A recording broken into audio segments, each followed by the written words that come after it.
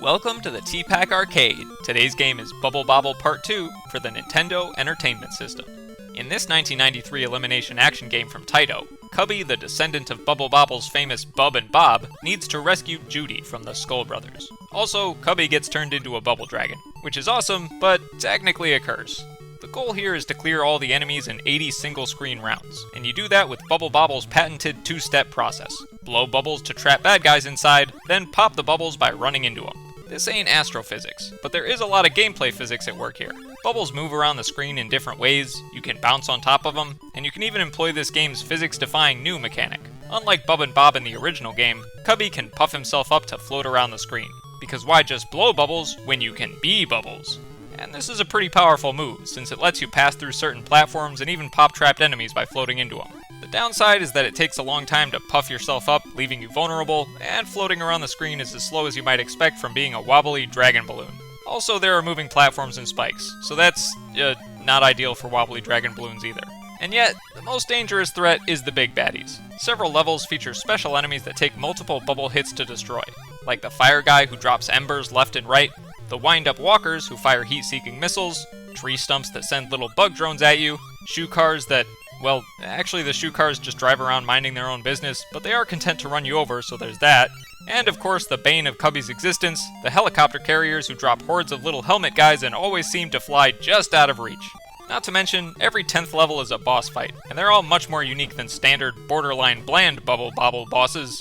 There's a Moai head dude that disassembles himself and needs to be destroyed piece by piece, a jumpy circus monkey who drops a spiked floor lower and lower as the fight progresses, and an infuriating pink lightning bird with some pretty cool sneakers.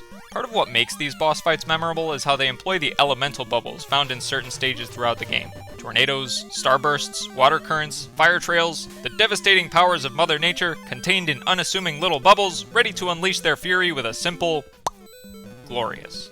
And there's some other neat items here and there too.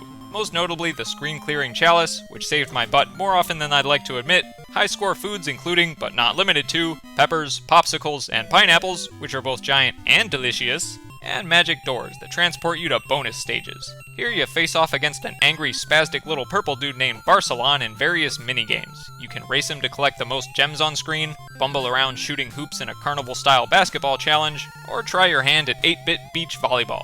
And probably lose, because Barcelon is really good at beach volleyball. Basically, Bubble Bobble Part 2 offers a lot here beyond the scope of the original NES port, in gameplay and aesthetics. Admittedly, the soundtrack is still limited, but the chiptunes are good, at least as long as you can listen to them since the music cuts out whenever the level timer ends. But that's all secondary to the absolutely top-tier graphics.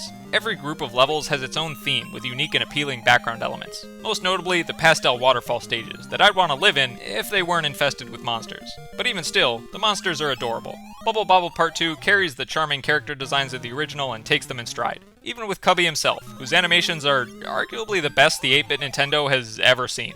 His waddling walk, his playful bubble-blasting jaw hinge, and of course the entirety of his floating animation, from gradually puffing up to rotating around in the air all wide-eyed and goofy looking. It's incredible.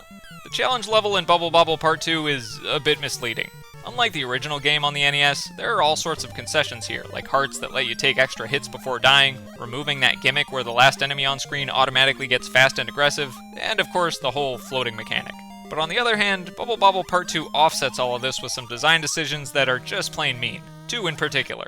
First, the level timer in basically the entire second half of the game runs out almost immediately, summoning the dreaded floating skull thing. So not only do you still have to clear the entire board, but now you have to do it while dodging Bubble Bobble's adorable but infuriating Grim Reaper. And second, Bubble Bobble Part 2 limits your credits to finish the game. While the original had unlimited continues, the sequel is content to annihilate all your progress after a few game overs. Naturally, I cheated with save states to give myself unlimited continues anyway, but at least I compromised by ultimately clearing every level in one life so as not to completely undermine the difficulty here.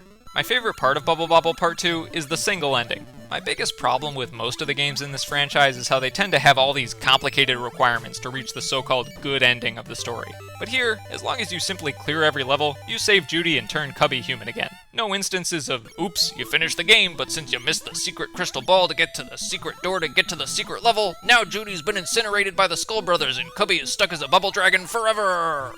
Okay, maybe being a bubble dragon forever isn't such a bad thing, but you get my point. If I could change one thing here, I'd give Bubble Bobble Part 2 unlimited credits like the first game. See, I thought I was halfway decent at Bubble Bobble games, but now I realize I play like garbage, and Part 2 wants me to know it, since a few levels literally have garbage cans that release a ton of angry bad guys at you if you tip them over, just to rub in how garbage I am. Overall, Bubble Bobble Part 2 lives up to the beloved legacy of the original, and even though it makes me feel like garbage at video games and beach volleyball, it also lets me play as an adorable, wobbly bubble dragon balloon, and that makes it all worth it.